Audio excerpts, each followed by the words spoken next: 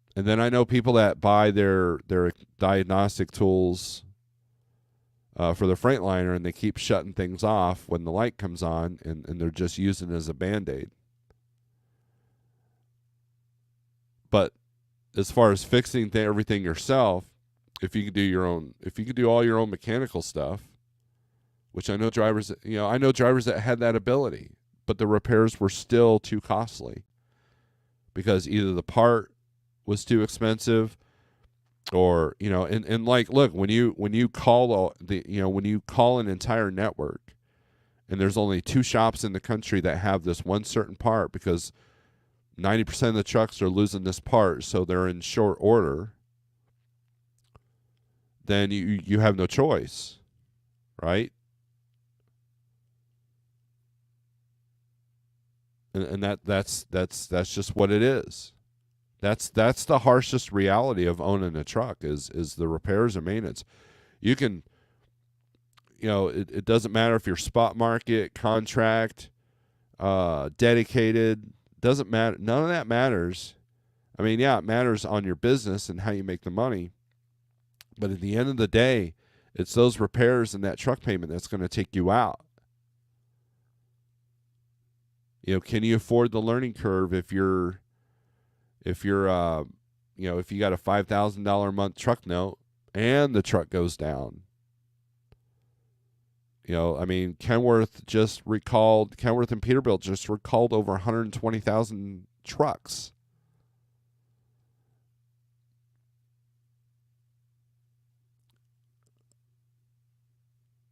Over a transmission issue. The part that makes the truck go. So that's the biggest thing. That's the biggest issue. And they're creating the system more and more where you're having difficulty. You're having difficulty shade treeing the truck. And if you want to do the repairs yourself, and it's computer related, man, good luck.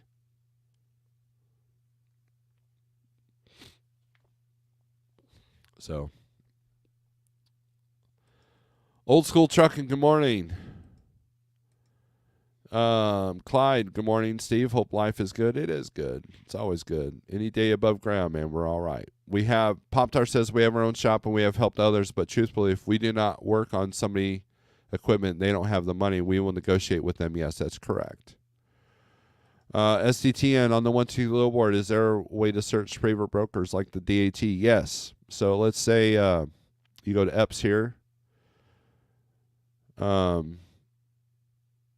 Let's take a look at this load here. This Belcamp, Maryland to Ottawa, Kansas, if it'll pop up here. A little slow this morning.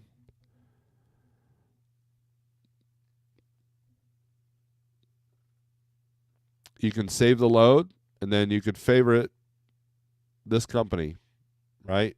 And then you can also scroll down and see what else this broker has, company loads. So let's say that, man, I really like EPS, and I want to run for that guy for a minute. Well, you can literally click on this, hit view loads, and boom, there's all their loads that they have, and you can sort it by pickup date, so you can see everything. So let's say you're dispatching 10 trucks, and you've got a good EPS representative. So you can buzz this, look, and go, well, they got quite a few loads coming out of Georgia, Florida, and I got 2 trucks down there. Let's see where that's going. And so, yes, you can. Let's see, from a load search.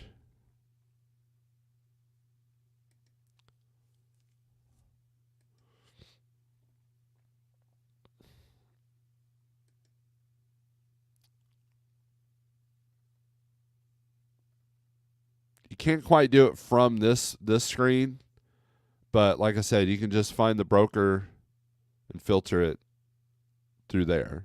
So I've never messed with that. It's a whole lot, but yes, you can, and you can also block brokers too, where you don't see their freight as well. I do that all the time.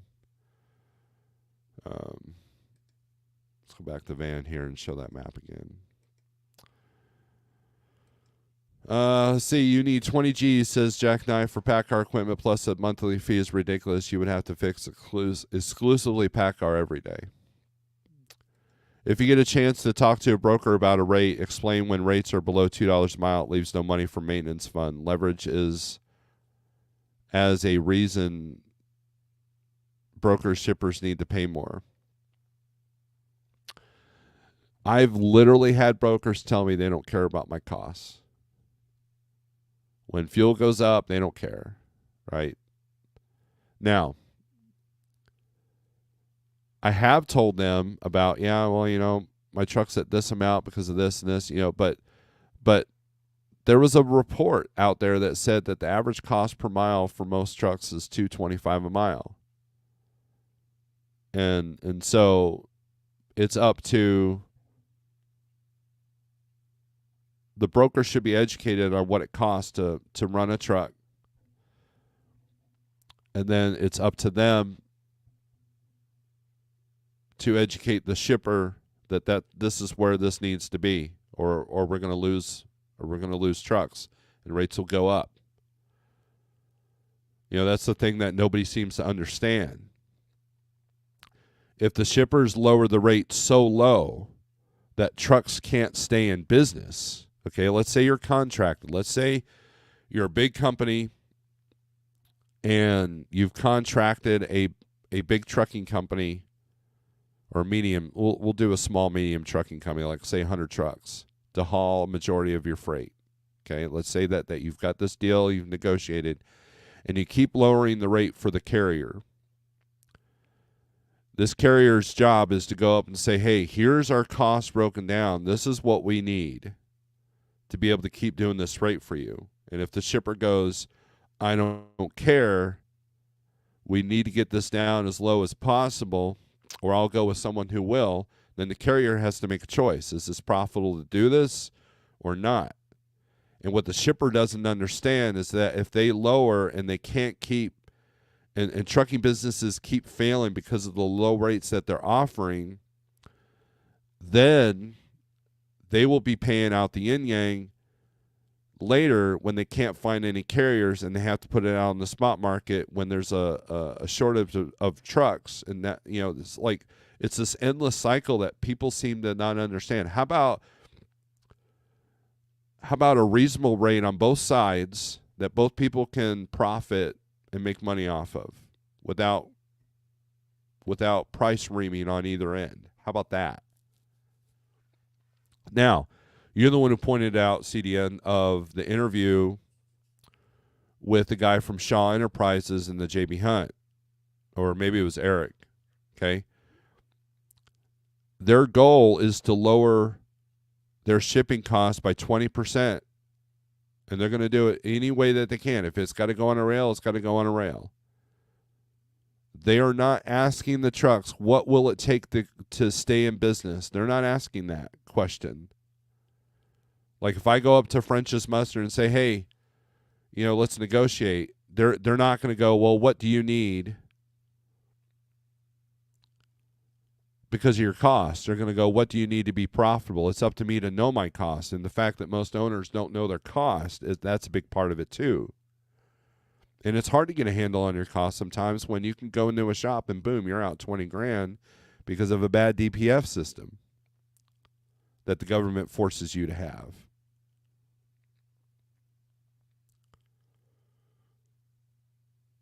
And I've been saying for a full year that there's not enough money in some of the rates for a lot of people to be able to pay their truck or themselves both. They can't do it. They're either doing one or the other.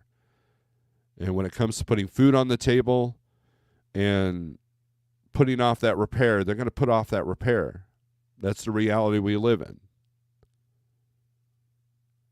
And when the truck finally breaks down, it goes back to the dealership, it goes back to the shop, or it sits out in the, at the parking spot and just dies.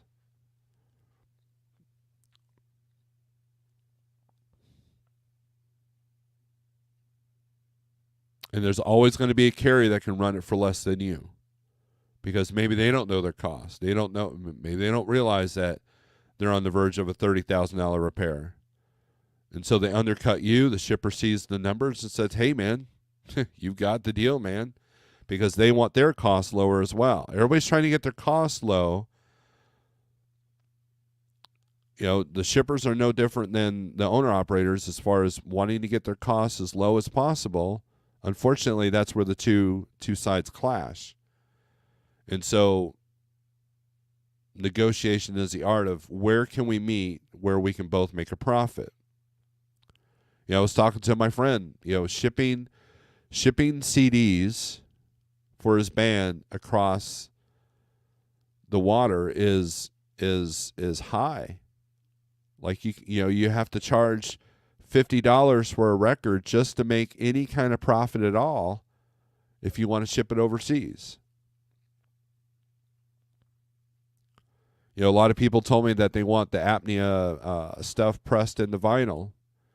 It costs a lot of money to press a recording into vinyl. To the point that Metallica said, screw it, we're just going to buy the factory so we can keep those costs down. So that's the goal of everybody, right? So Procter & Gamble, French's Mustard, they don't care that their costs are getting too high for the trucks, because these other companies will come in and promise them the world that, oh, no, it's not a problem. We can do this for X amount. Don't worry about them. Let them go out of business. It's a dog-eat-dog world.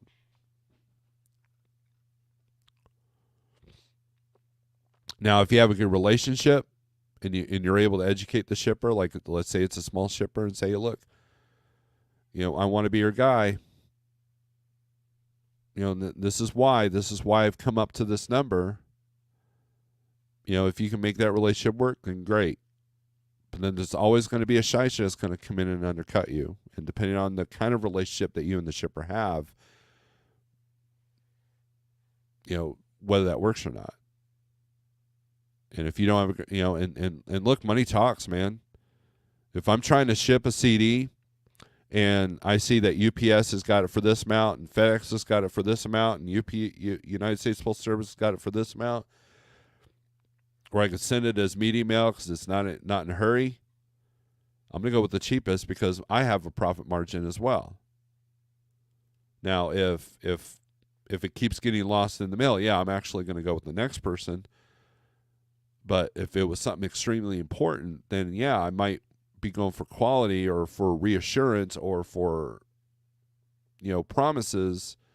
But then eventually the promises fail. Dave Edwards, good morning. Pop-Tart, but if they're nasty to me, it's locked in my gates, and if they are responsible for the bills, but I remember one man who was ungrateful, but we can read people. When rates are down, this industry can be frustrating. However, there are still some good brokers and carrier relationships out there. It's not all bad. Right. And going to a truck show, you will see that. Going to the truck show allows you to maybe get beyond that, right?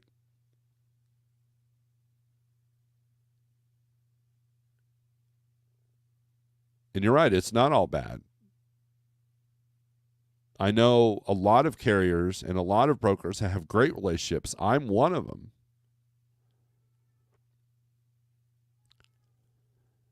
And there are times when I'm calling my broker and saying, hey, man, dude, this is really low. I guess I'm going to look for something else. He's like, yeah, man, I understand, but that's where the shipper's at.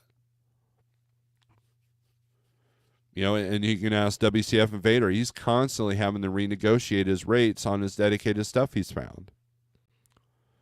Even though the shipper, the actual place where he's picking up the load, loves the dude, loves his service, his commitment to service, the broker is still trying to get the bottom line down. He doesn't care about that. Now, eventually he gets off of it, and then the broker has to come crawling back to him, to get him back, because that broker's got pressure from the shipper to bring the price down. And all it takes is a big company like Schneider or JB Hunt to say, yeah, we'll drop 10 trailers. will do it for half because it helps them with something else in their business model. Or they'll do it at a lower rate where they know they're going to lose money just to get into that shipper. That's another method, right? Isn't that what Amazon said they were going to do if UPS bit the dust? It's like we'll do the stuff at lower than our costs just to get that market share.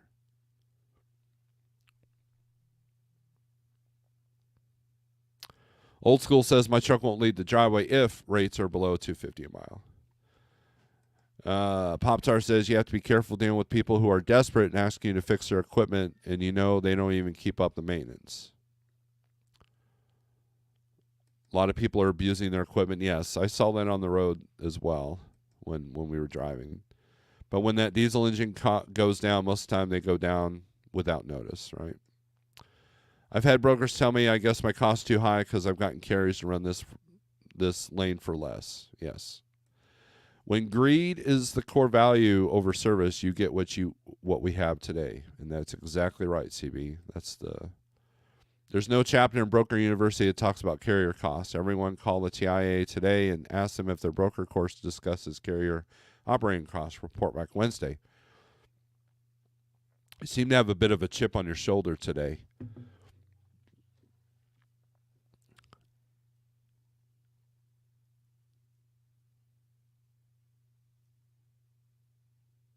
The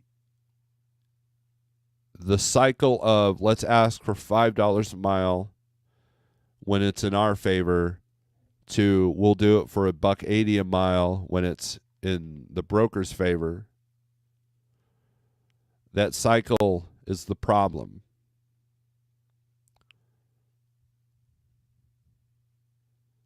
It's when someone needs that $5 a mile and can't do it for the $1.80.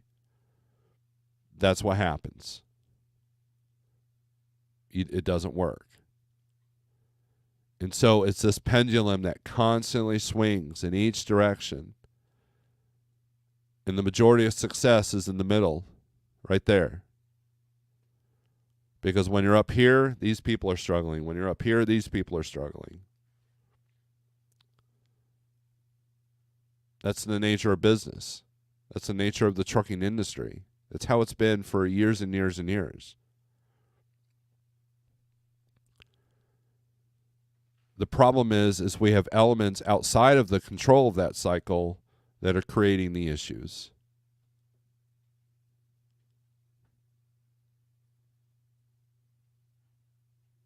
The lack of education, the lack of resources.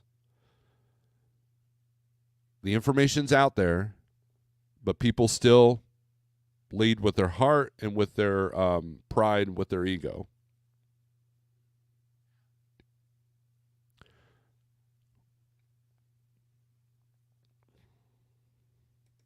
Justin, what's up, man? Good morning. Jackknife says, when I had a direct customer, the sales department would sell the utility poles, would totally disregard costs to transport those poles. Why? Because they still have their bonuses regardless. Rich S. Freight Waves in Oida says, cost to run a truck is $2.25 a mile. Yes. And I guarantee that a lot of shippers and brokers have not read that report. Marty says Jackknife should have bought a Volvo. Then it becomes the warehouse yard's responsibility, therefore my responsibility to try to make it work, which usually it did not because these idiots did not think of New York City tolls, traffic, turnpike tolls, etc. And you have to educate them. Like, you have to go to the shipper and say, hey, look, to go into New York City, it costs X amount in tolls. So we need to come up with something that adds to that. And most people are going to be like, not my problem. Make it work. Well, it will be a problem when you can't find a truck.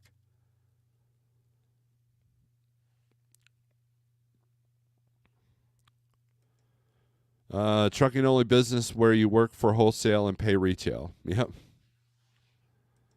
Marty, LOL, I should have kept my pickup truck and got a job at the Walmart DC in Pottsville making $110K a year. Yeah, that would have been smart.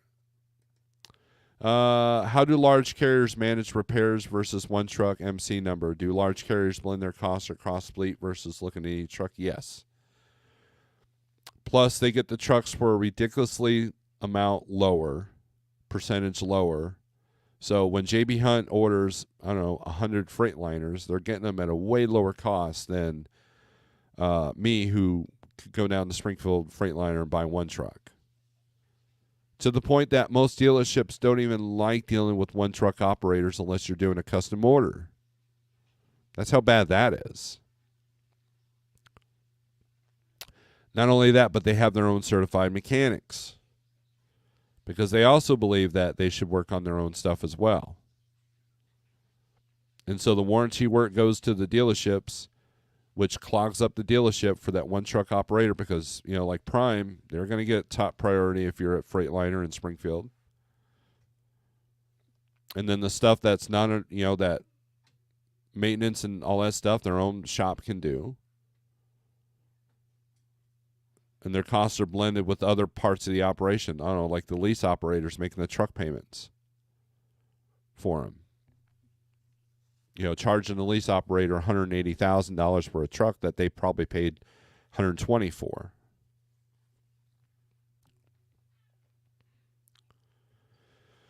In CDN you don't see this because you don't travel the states a whole lot, but like if you go through Springfield, Ohio, they're on 70. You see out in Werner's Yard, you see about 150 to 100 to almost 200 brand new T680s just sitting out there doing nothing. What do you think they're getting those price-wise for? Same thing with the U.S. Express terminal out there. You see brand new trucks all day long because they're getting them at a much cheaper rate. And then, as Sage points out, multiple streams of income, revenue. And they spread. And so while one lane might take a hit on every truck, another lane pays double of what their costs are, so it absorbs the cost from the other one, which is primarily how small operations should work as well. If you take a $3 mile load to Denver, you should be okay on taking the $1.25 to come out, because at the end of the month, it balances it out.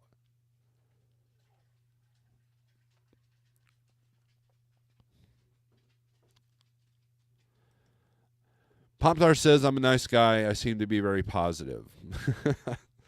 I can get in the sulk for a minute. You are not at all disrespectful or negative. I try not to be. It does no good to argue with people. Thanks, Pop-Tart. Costs are not all the same, correct. When was the last time you asked the shippers the cost to run the plant? Right? Look, the problem is that most people it's not my problem.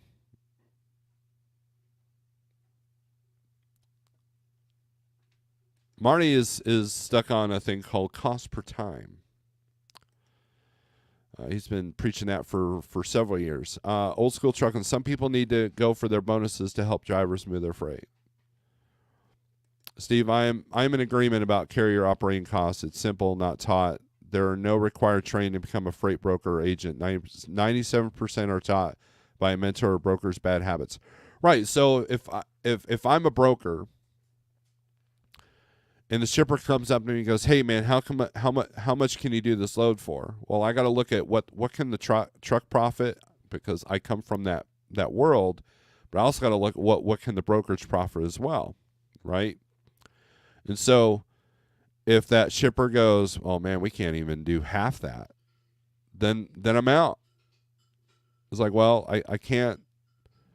I said, any carrier I get for X amount is not going to be a good carrier, and they're not going to last, and then you're going to struggle with every single load, and I'm not putting myself in that position.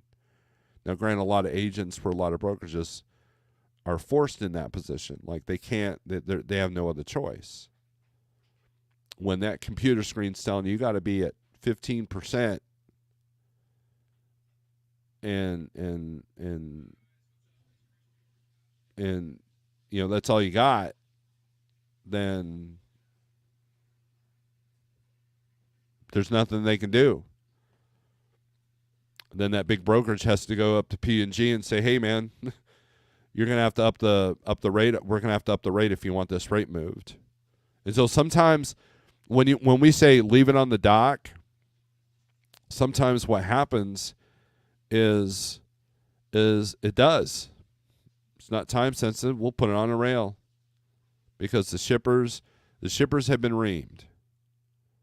And so they're trying to get their costs down as much because they're struggling. Look, in this economy, they're struggling just as much as anybody else.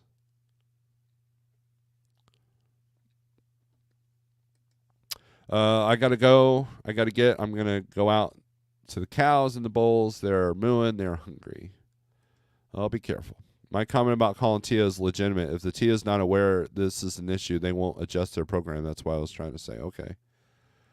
Costs are not the same. Prime will cut price to get the load, right, to get that market share. Steve, is exactly what you've been teaching for years. Research your lane so you know if a load pays good going one way and less coming out. As you say, sign up to one seat load board is no MC required to study. Exactly. And CDN has prompted me to put the banner there. DIY says, didn't get the notification. I'm sorry, sir. Probably because you don't like me. Morning, DIY Semi. Good morning.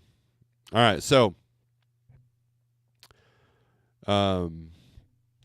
back to the low board. Speaking of which, I haven't even been able to really talk about what I was wanting to talk about this morning. Let's take a look at DAT real quick. So these are low volumes in van. Pretty good outbound volumes for some of these places. Inbound and outbound.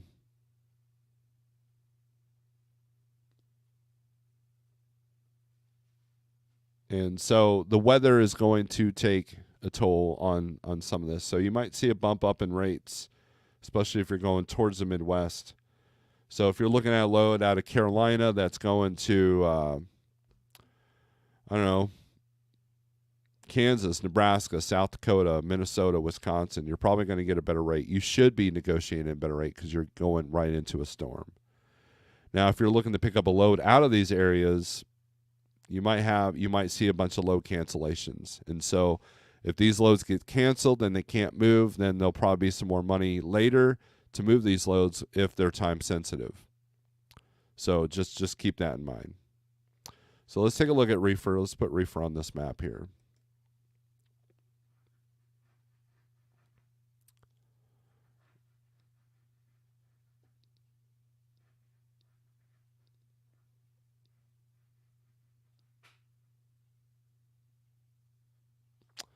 Let's take a look at Arkansas here. Let's sort this by highest rate, see where the long haul stuff's going. Now, if you guys notice, when I go into the long haul version, which was the highest rate, overall rate, if you guys notice, the long stuff is going $1.80, $1.70, you're not breaking $2 a mile. And if you are, it's probably going northeast. Like here, you got Russellville, Arkansas to Westfield, Mass. Let's click on that one. $2.23 a mile, $3,200.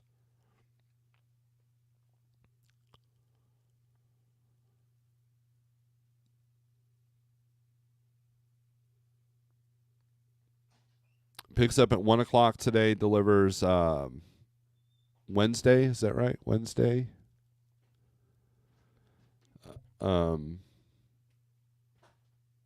So you're looking at 14. Jeez. It delivers Wednesday evening. So, yeah, there's time for this load. I was sitting there like 3 shifts for 1,400 miles. That's not right. -10. So your fuel costs are going to be higher on the reefer, right? Cargo Chief's got this at 39. They're at 32. So there's still some room to negotiate that up. And you're going to want to negotiate that up because you've got tolls. See what the tolls are on this one.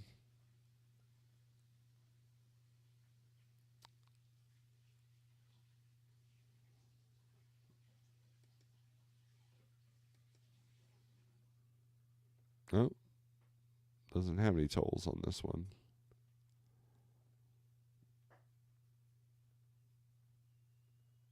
Where's my profit calculator? Oh, here we go.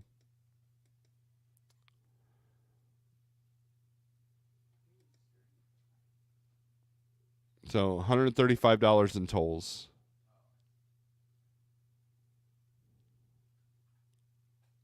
Yeah, here we go. I have it clicked off here. Here we go.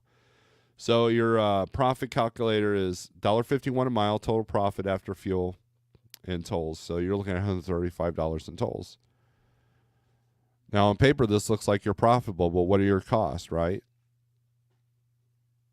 It's 102% above my cost per day, but what is your cost per day, right? Now, one of the things about this fuel cost is it's not accounting for that negative 10 temp. So obviously, if you're pulling a dry load, you're going to get paid a little bit less. But let's say you're putting in a reefer. Well, now you don't have any fuel costs on the reefer side. Now the cost per day is skewed because you're not delivering until Wednesday night. So technically, you're not going to be available till Thursday. So you're looking at Monday through Thursday.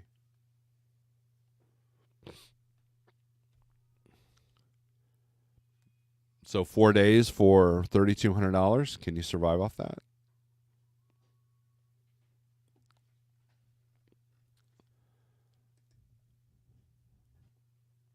Now, if you put this on highest rate per mile, this is where you find the short haul stuff.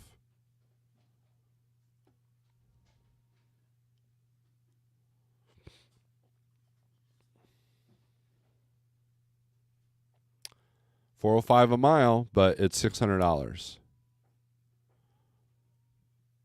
Can you survive off $600 a day? Here's one for $900, $349 a mile, going from Fort Smith to Garland, Texas. Let's take a look at that one.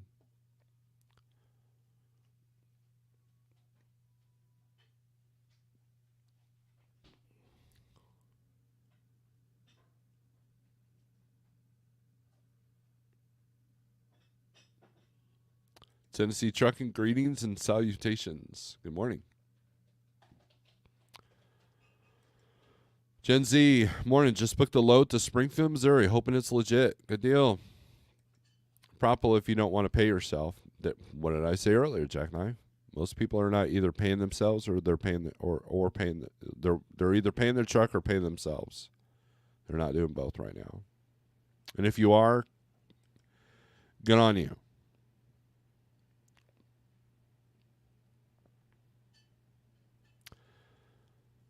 So Fort Smith, let's see what the details are. Frozen, so you're gonna be at -10, 43.5 on the weight, 4 hour 51. So this is a straight. Is it a straight through? Picks up Tuesday at 2 p.m. Delivers first thing in the morning in Garland, Texas. Now, Cargo Chief's got this at 12:09, so you can probably get this up a little bit. There is $8 in tolls.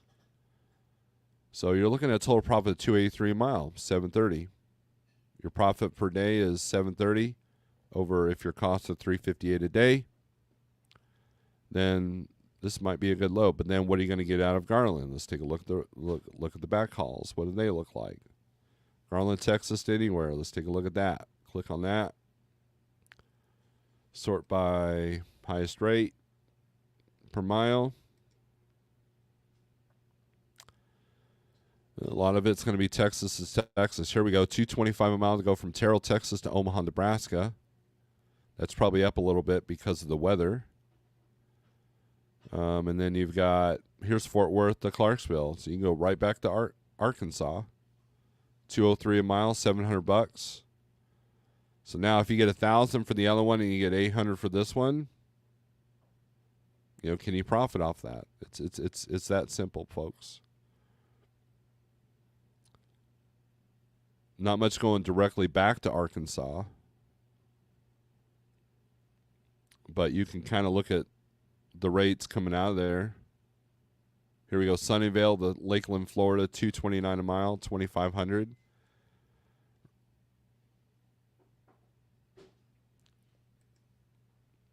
And the cool thing about 123 is you don't need an MC number to be on this board. And you get 30 days free if you use my code that's in the ticker there, 48065. Flatbed Trucking, good morning. Speaking of flatbed, let's do that. Let's take a look at flatbed stuff.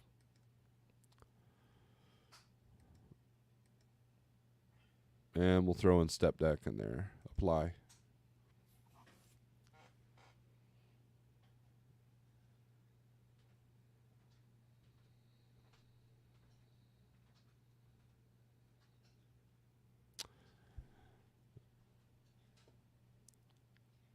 Alabama, Arkansas, Louisiana, Texas, that's where you want to be when it comes to flatbed and step deck. Georgia. Let's take a look at Alabama. 1050 to go from Birmingham to Columbia, Tennessee. 46,000 pounds. A lot of heavy weights in the flatbed world. Having a heavier truck is not a great idea. A lot of stuff like this Alabama to Tennessee, this is a good lane for flatbed step deck. Like, let's say you live in Pennsylvania as a flatbedder. If you can't profit up there, I would go to the southeast, stay on there for a little bit, and then go home. So your home time might be limited, but you'll be making it, right? Sorry, the low board's being slow today. Probably my internet. Tuscumbia, Alabama to Dixon, Tennessee. They're at $700. Cargo Chiefs got it at $587. 45,000 pounds. No details. Sure way. They've got a lot of freight in this world. I've been looking at step deck and flatbed freight here in the last week or so. But you're only rolling 121 miles. So depending on how difficult it is to tie this thing down and secure it with the load weight times. But look at the profit. Profit per day is $623. Cost per half day, $179. So they're assuming that you can deliver this straight through. If you can, this could be a good load. And if you can do 2 of these a day, boom, now you're, even if you don't negotiate up, if you do this for $700 and you're able to turn around and do a second one, then you're looking at $1,400 day. It's a long day, but it's a $1,400 day. Do that 5 days a week, boom, you're set. Very little miles on the truck.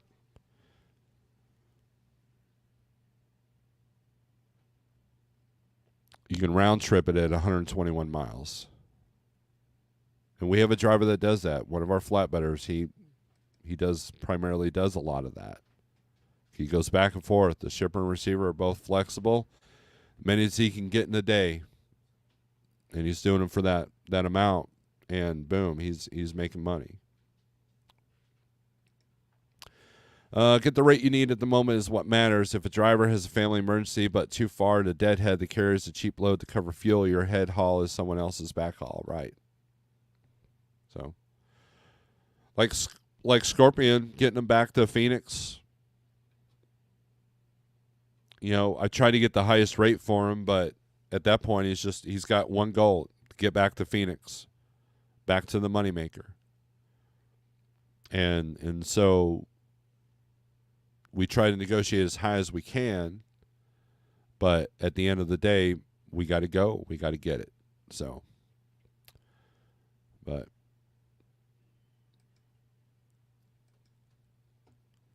and that's how a lot of these big carriers are. They'll undercut you because they would rather have that freight to come back with to the contract that they got going out.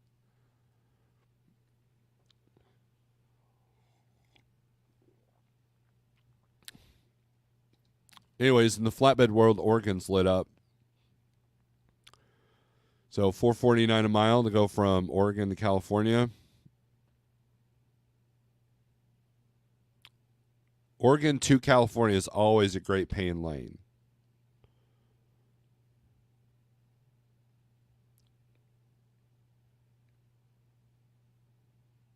So let's sort this by highest rate. let's say you're 5,500. See, even a flatbed's not breaking $2 a mile for the long miles.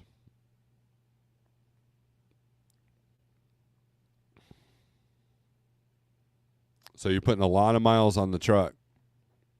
$1.55, $1.59. Here's $1.59 to go from Eugene, Oregon to Syracuse, New York for 48,000 pounds.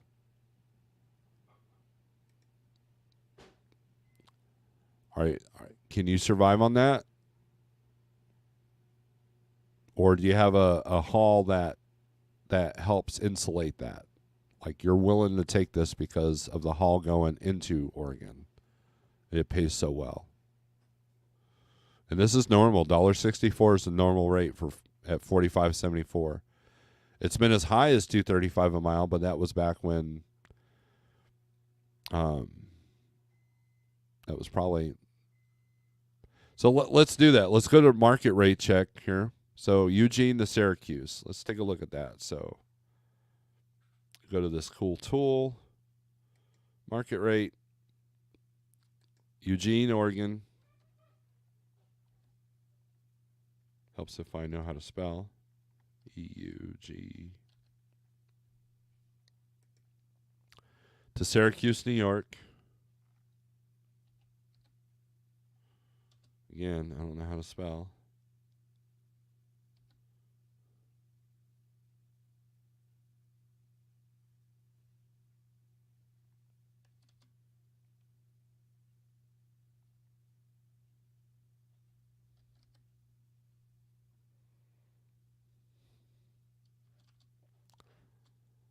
How the hell do you spell Syracuse?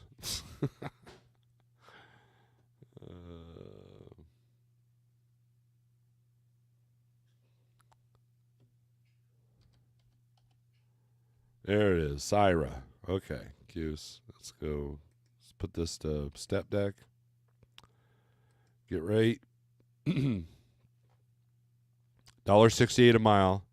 Let's look at the history on this. This is the whole intention. In 2020, it was $1.43. In 2021, it was $2.07. 22, it was $2.32 a mile. And then in 23, it's gone right back down to $1.83. And then now they're trying to push this low for $1.68 a mile. This is your historical data. And this carrier spot rate is based off of 10 reports. So not a whole lot of averages to go by here. But Cargo Chief's got this at 66, and their carrier spot rate, though, is at 46. So a lot of brokers will go off this number on what they know they can move it for, regardless of what they negotiated with the shipper.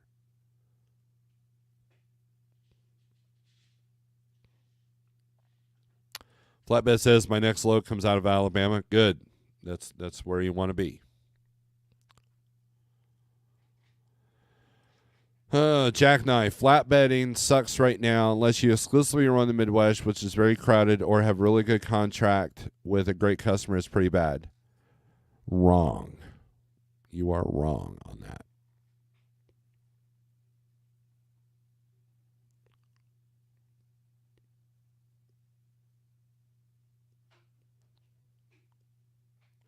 Here's why.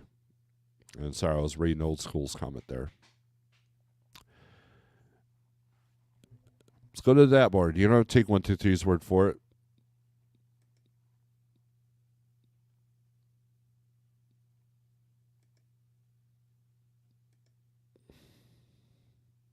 We're in Dex, right? Flatbed. Alabama, 321 in, 1389 out. Is that the Midwest? No. Let's look at Ohio. 283 out, 277 in. I'm sorry, 283 in, 277 out.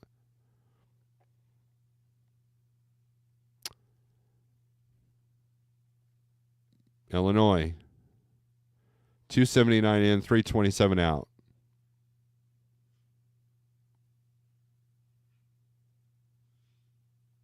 Missouri, 95 in, 687 out. It's all Midwest. Indiana, 302 in, 192 out. So this is why you think flatbed sucks in the Midwest, because it does suck in the Midwest. So if you're exclusively running the Midwest, that's why you think it sucks. That's what I was trying to get. That didn't make sense. Georgia, 580 in, 760 out. There are more loads coming out of Alabama than coming out of Ohio. There are more loads coming out of Arkansas than there are Missouri.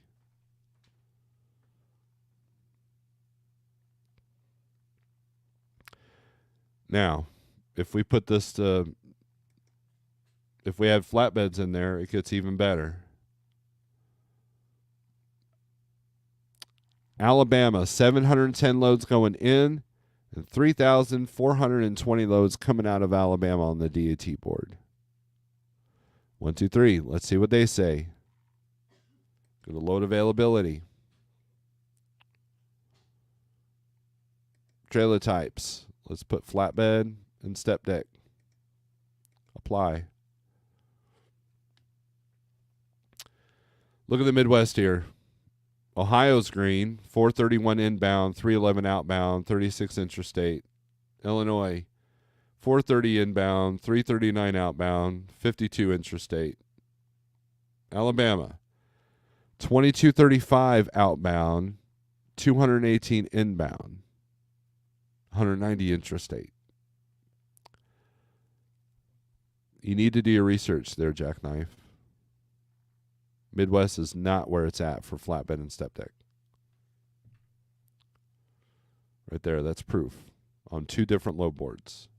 That's why I put the DAT board up here, because I want you guys to show that I'm not just exclusive. You got to use multiple tools, right? Yes, I promote the 123 load board, and I love the 123 load board, but I also use other sources as well. There are days when I don't even use a load board to book my freight.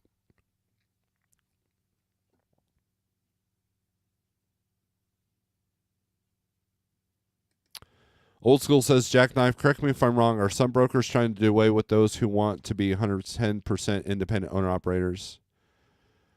That's a different topic for a different day. Yeah, the fraud is becoming ridiculous. They'd rather just use big carriers. And the big carriers are getting the market share. Like Schneider can tell you that you can't be a small carrier in a brokerage, even though they're a big carrier with a brokerage. And a lot of these big carrier brokerages are telling companies that they can't do the same thing, and so they won't use them.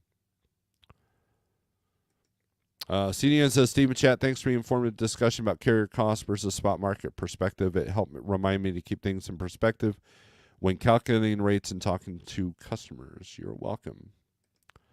So, all right, we've been at this an hour and a half, guys and gals. Thank you for watching. 40065 if you want to try out the 123 low board yourself. Don't take my word for it. It's 30 days free. And then they got different pricings for everything on there. So go check it out. We'll try to be here Wednesday, and hit the like on the way out. And thanks for the members. You guys rule. And thank you for the gift memberships there, Charles. I appreciate you. That being said, strength for today, over tomorrow, and aggression turns to screws. So let's sing us out later.